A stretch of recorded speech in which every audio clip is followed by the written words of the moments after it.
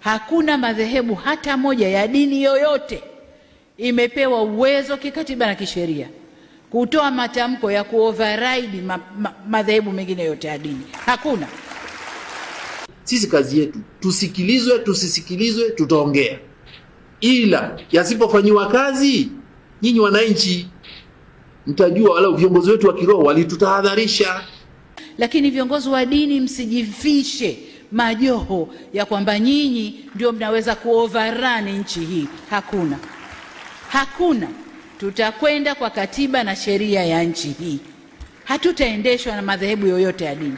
Madhehebu ya dini na wafuasi wao. Sisi tunasimama kwenye ukweli baba. Kanisa linasimama kwenye ukweli. Watu wanapotea, watu wanatekwa. Mimi toka nimekaa, matamko 8 yametolewa na teke. 8. Watu wanatekwa, watu wanapotezwa, watu wanauawa. Taifa linaelekea pabaya, tulishaona.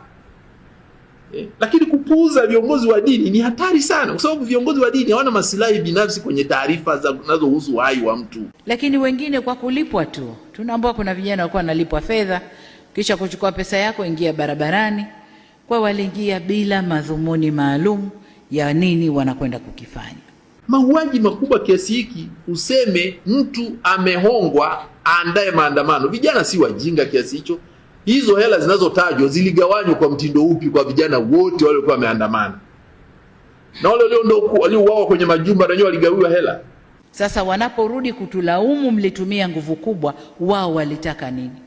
Kifo kimetokana na mauaji. Neno kutumia mauaji ni kuua kwa kukusudia, kuua kwa kupanga. Ndicho kilichotokea.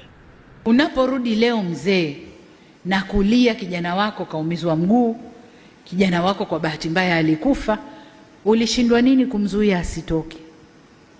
Ulishindwa nini kumwambia maneno ya hakima asiende?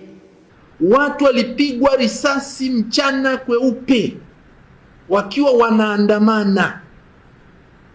Watu wamefuatwa kwenda kuuawa kwenye miji yao mchana kweupe na usiku. Sasa hilo tusubiri tume ichunguze ndio je tuambie? Nasema yaliyopita si ndwele, tugange yajayo. Sisi wa Kristo tunaofuata dini ya Kikristo ambayo inatumia Biblia takatifu, Agano la Kale na Agano Jipya, Mungu hamsamehe mtu bila kukiri. Lazima ukiri mbele ya Mungu, sio kukiri mbele ya watu. Mbele ya Mungu, na sio kufanya usanii.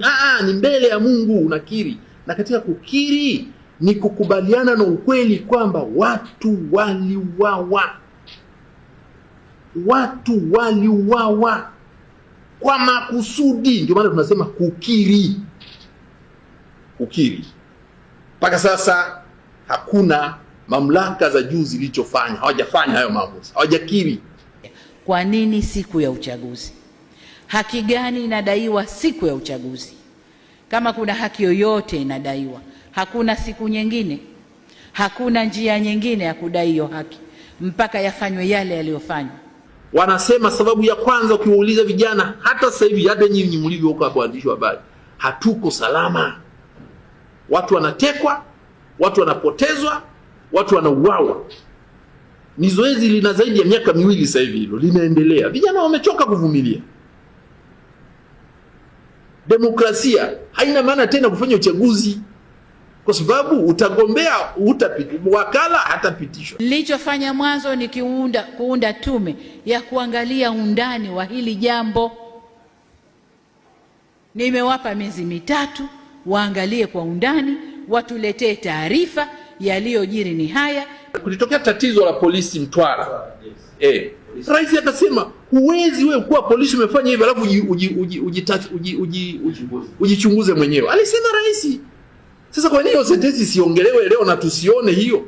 Unaposema mfano uchunguzi ufanyike, serikali imeweka tume tusubiri, utajichunguzaje kama kazi yako ni kulinda? Na watu wameuawa, si umeshindwa kuwalinda? Sasa kama umeshindwa kuwalinda, aje mtu kutoka nje tujue ni wewe uliyeshindwa kuwalinda au kuna mwingine aliyesababisha ushindwe kuwalinda. Tunaapa kuilinda nchi hii na mipaka yake, kulinda usalama wa raia na mali zao. Na katika hali hiyo, nguvu inayotumika inaendana na tukio lililopo. Rais ameapa kulinda katiba ya nchi, na moja katika kulinda ni uhai. Ibara ya 14 ameapa kuilinda. Sasa inapotokea watu wanani, lazima akili, jamani, niliahidi kuwalindia uhai na niliahidi kuwalindia uhai kwa kutumia chombo hiki. Nasikitika kuambia kwamba tarehe 29 na hizi tarehe zingine kumetokea watu wameuawa kwa kutumia risasi. Maana mara nyingi wanasema tunasema kwa ajili ya wananchi. Unajiuliza wepi?